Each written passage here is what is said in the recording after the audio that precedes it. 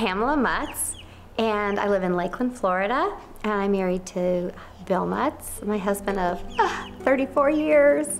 I had tried for Emma to be on a couple different swim teams. Ever since she was born, almost every week, I would take her swimming. And what Emma would do is sometimes stop the other kids to talk to them. And so they said, well, she just kind of interrupts. And so I just said, okay, well, I guess I'm just gonna have to do this with Emma. Put your arms straight out. Right, go. Take an apple, put it in the basket. Take an apple. Good girl.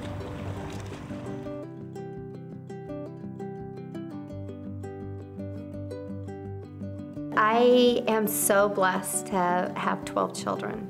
The kids' names are Carrie, Jonathan, Jacob, Lori, Ozzie, Kelly, Michael, Eric, Mark, Kirsty, Stephen, and Emma. Or the slower version, Carrie, Jonathan, Jacob, Lori, Ozzie, Kelly, Michael, Eric, Mark, Kirsty, Stephen, and Emma.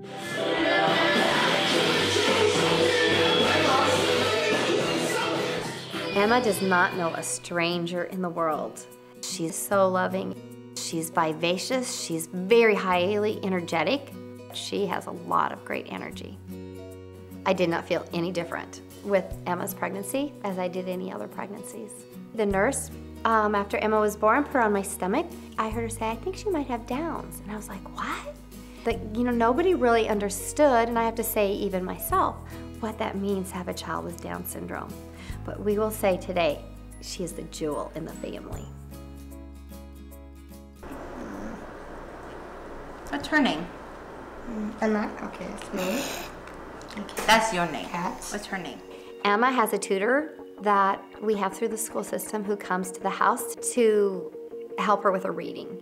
Okay, so the different therapies that she had were speech therapy, physical therapy, and occupational therapy. She really did well.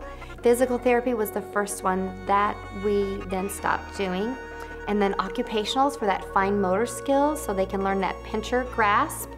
The big challenge with Down syndrome is that speech. I know sometimes, now that I'm getting older, it happens to me too, where I'll go, oh, I know that word. What is that word? 10 minutes later, I'll remember it.